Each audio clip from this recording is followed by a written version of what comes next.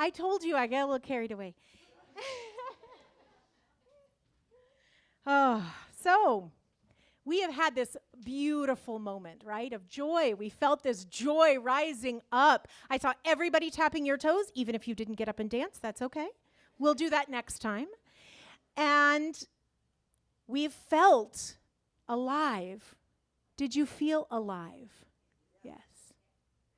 And are there moments that you don't?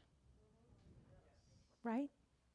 There are. And there's sadness and destruction and war and poverty and hunger.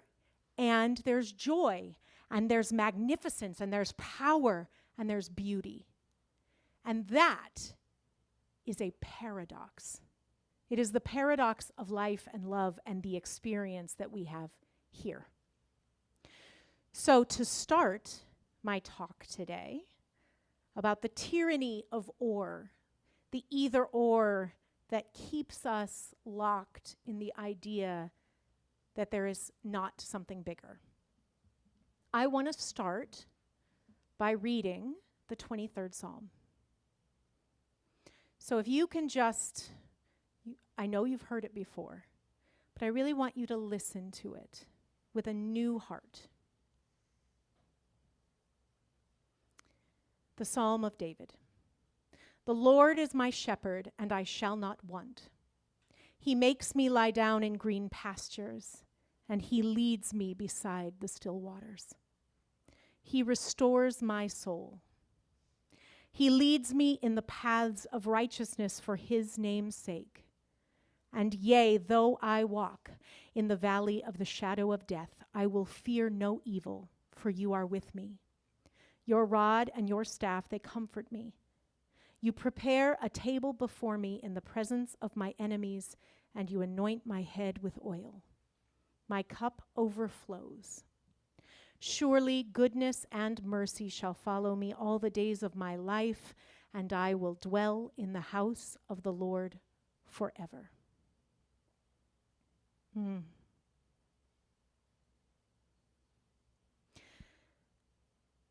This set of verses has calmed many a heart. We've used it at funerals, at weddings even, when we are afraid. And the line that we most often use, the line that is the one I think everyone always remembers, is, yea, though I walk through the valley of the shadow of death, I will fear no evil. But that line is the one that gnaws on me a bit. Because many times we think, even when I am in trouble, God is with me. Even when things look scary, God is with me. But this line doesn't say that. It doesn't say when you are walking in the valley of the shadow of death, you're with me. It doesn't even say if, because we know if is going to happen, right? Because this is life. We're experiencing real humanness, right? It says, even though I am currently walking in the valley of the shadow of death, I do not need to be afraid. So I started really meditating on that and asking, okay, even though I'm walking through the valley of the shadow of death, does that mean I'm always walking in the valley of the shadow of death? And I believe the answer to that is yes. I believe that the valley of the shadow of death is being human. It is not real death. It is the shadow of death. It is the idea that we can die when we know that we cannot. It is the idea that we can lose everything. Now, when I say the idea, the illusion, this thought, right? Does it make it less painful? Does it mean that there is no suffering in the world? Of course not. Of course not. These are real emotions and real things that we experience as humans, and that is the paradox. The paradox of the either or is that we believe it is either we are connected to God or we are not. We are connected to love, we feel love, or we don't. And the truth is that life is not either or. Life is both. We can be experiencing pain and still know the truth. And I'm not saying this because I studied it, because I read a book about it. I'm saying it because I've had real experience with this. And I know you have too. 12 years ago, my son died during childbirth. And I will tell you that there were a couple of moments, probably more than I'd like to admit, that I thought, none of this is true. This is a bunch of BS. None of it is real. If there was a God, he would not have taken my son. And I will tell you that in that moment, that felt true. It felt real. And what I saw in the following days were people surrounding me with love. People holding me, people holding my hand, people calling me, reminding me what love is. And then I started to dream of my son. And now I feel him, and I feel the truth. But I could not say what I am saying today if I had not lived through it. Because the biggest blessing in my life has been seeing the darkness and stepping out of it. Stepping into the light, knowing that the light is true, not because someone told me, but because I lived it. And here's what I'm going to say in further explanation about that, is that we all do it. There is not one of us here who has not experienced loss and pain and suffering and sadness. There is no one who gets through this life unscathed. That is the paradox of living as a spiritual being, connected to all. Death cannot exist for our soul, having the human experience of being here. So how do we reconcile the paradox? How do we reconcile the dichotomy of this and that, them and us, black and white, over there and over here, outside of us and inside of us? How do we reconcile what we know is true when we don't always feel it?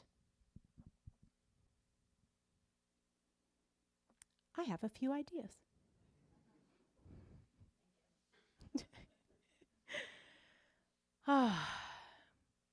So there are moments when we get to choose. Actually, we're choosing in all moments. Even if we're not choosing, we're choosing.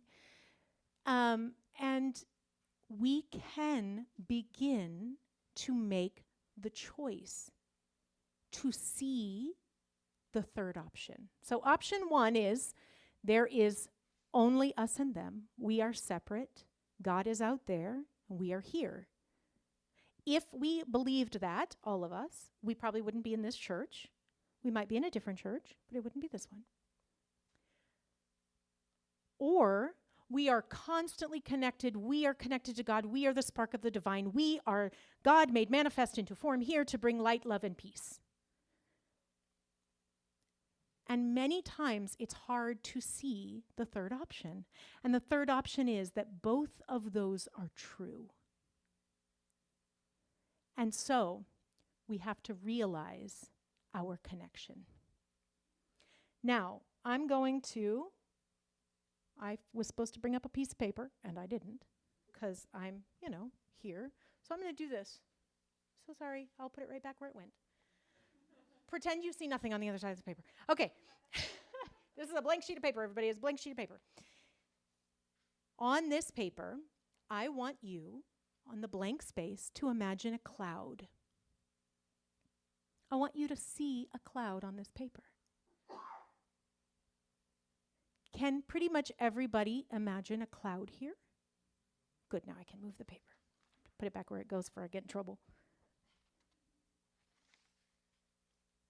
So, that cloud represents all of our interbeingness with all things.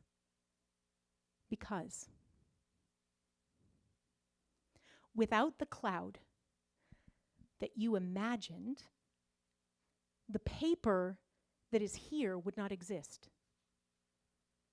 Because without the cloud, there would be no rain.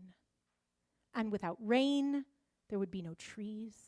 And without trees, paper would not exist. And it's even deeper than that. Because without the sunshine, the forests wouldn't grow. Without the soil and the minerals in the soil existing on a planet that we, as humans, did not create, this paper could never exist, and us looking at it could not exist. The logger who cut down the tree is connected to this paper, and therefore connected to us.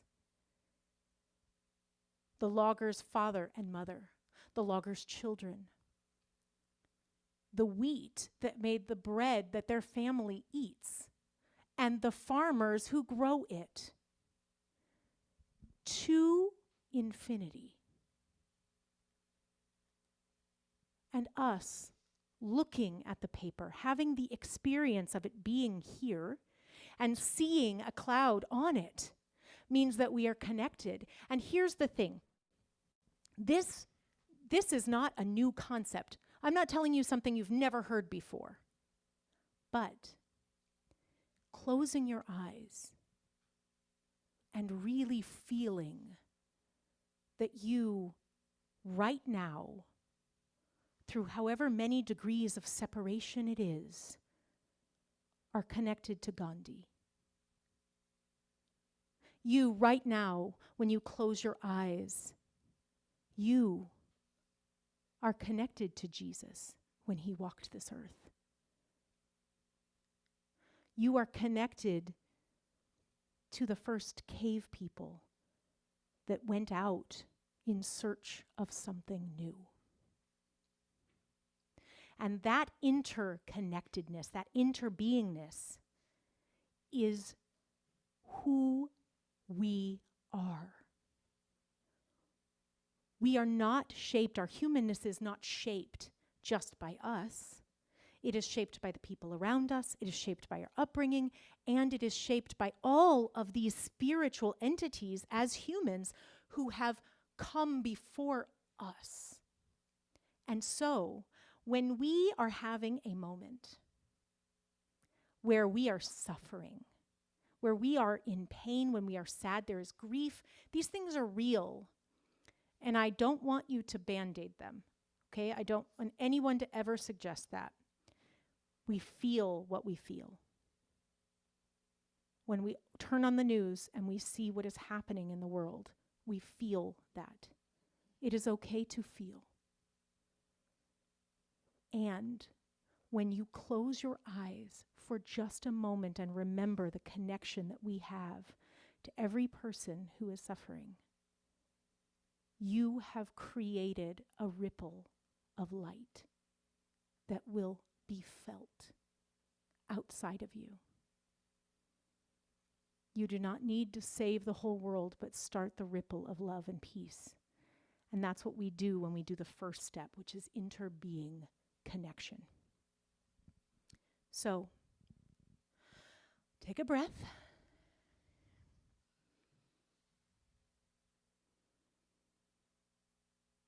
The second step that we can do is to practice mindfulness and be in this moment. Because when we are here in this moment, we are connected to the truth of who we are and the truth of everything around us. There is a beautiful poem that I want to read to you, and I don't know who wrote it. I looked it up. It says anonymous, so very famous poet. This poem is called I Am. I was regretting the past and fearing the future, and then suddenly my Lord was speaking. My name is I Am. God paused. I waited. God continued. When you live in the past with its mistakes and regrets, life is hard because I am not there. My name is not I was. When you live in the future with its problems and its fears, life is hard because I am not there. My name is not I will be. But when you live in this moment, it is not as hard because I am here. My name is I Am.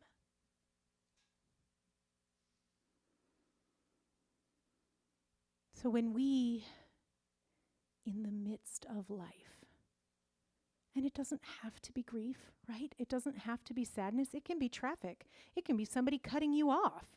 There's a lot of things trying to pull me away from God. I will tell you right now, I've got a 16-year-old daughter. It's a daily practice. Lord, save me. But those moments, you can take a breath. I am connected to all things. I am right here and right now. Just that statement is enough to bring you back to alignment for a moment. And again, that creates a ripple. Right here. I am right here in this moment. It's a ripple of love that spreads across the world. This is the saying that I say when my 16-year-old daughter's getting into it. I choose in this moment to remember that there is only one of us. The truth is bigger than the illusion, and I am one with the truth. In this moment, I am choosing to remember that there is only one of us. The truth is bigger than the illusion, and I am one with the truth.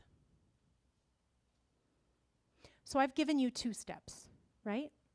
One is to remember all of our interconnectedness, the interbeingness. And I will tell you that in the very rare moments of my life that there is quiet in my house, to close my eyes and feel that interconnectedness is powerful.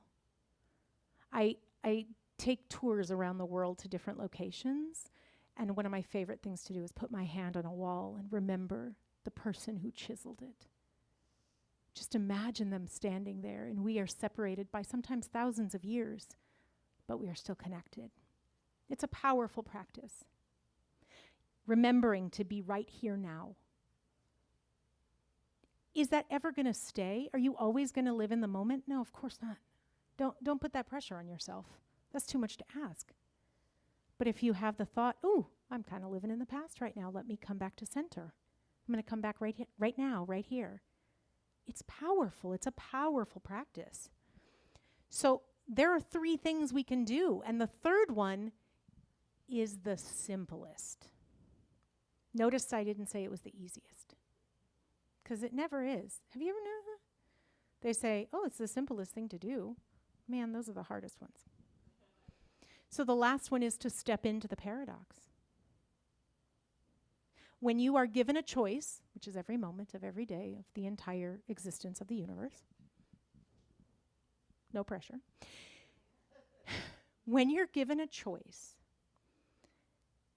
when you're watching the news and you see it's us or them, in that moment, you say, I'm breaking the mold and I'm stepping into the paradox. And in that moment, you close your eyes and you remember interbeingness, the interconnectedness, and you stay right here in this moment. Because that energy that you bring in that moment is the energy that creates the ripple that changes the world. And the more of us who do it, the bigger the ripple, until it becomes waves of love.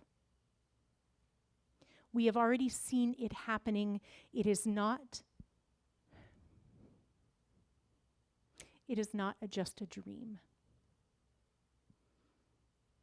It is happening every day to people all over the world. We see heroes stepping up in every walk of life. A hero does not need to be somebody who saves someone from a burning building. You smiling at the barista when you pick up Starbucks or Dutch Brothers, I don't want to start a fight. That smile makes you a hero. Someone picking up something that fell for you, that's a hero. Those acts of loving kindness that are connecting us to each other, to our heart and to the Spirit of God, are the heroic, miraculous moments that happen every day, right? Today is a miracle. Those moments are what change the world. So I invite you to live more of those moments. And to close, I want to do a meditation prayer. This is a meditation by Thich Nhat Hanh. It is not mine, but it is powerfully beautiful. So I would invite you to close your eyes and walk this journey with me.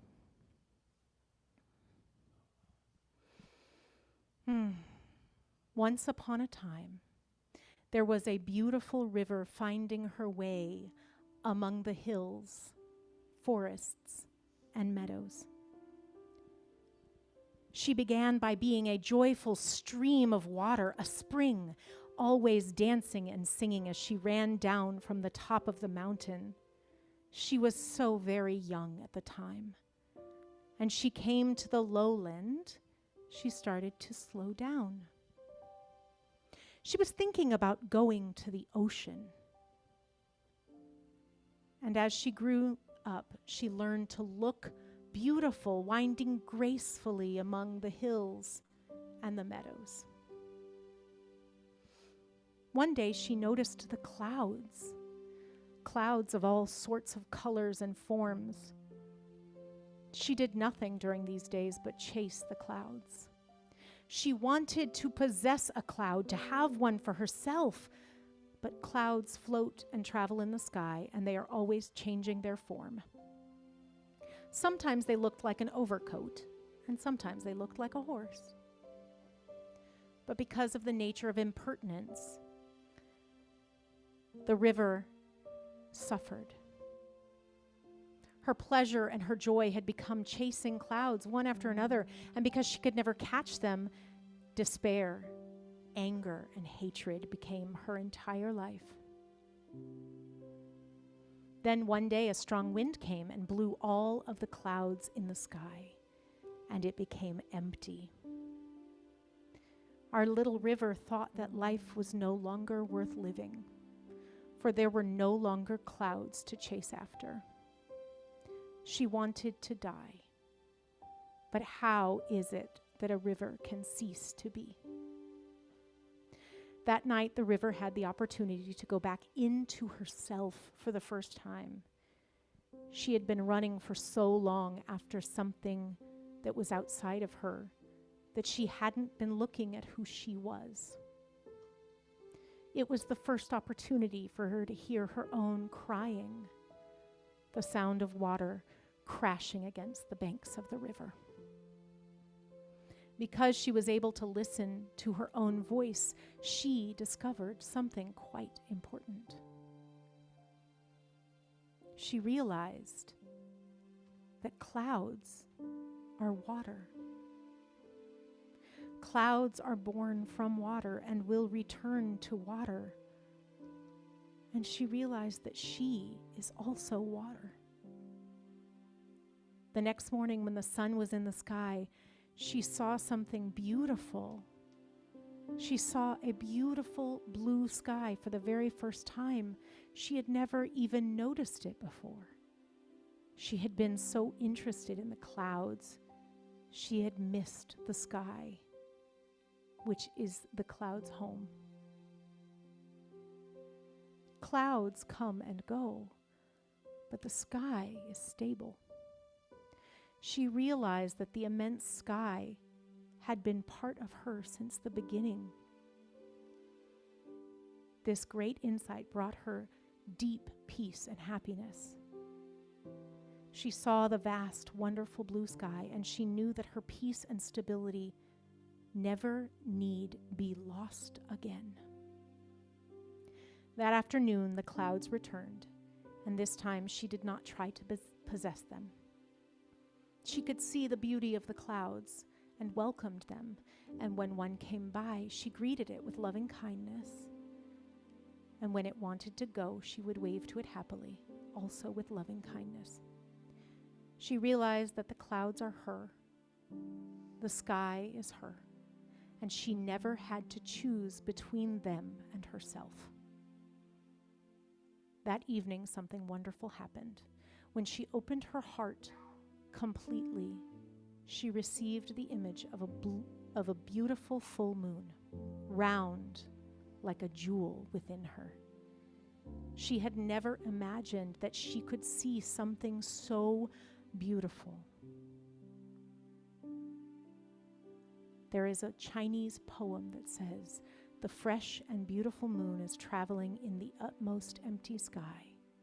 And when the mind rivers of living beings are free, that image of the beautiful moon is reflected in each and every one of us."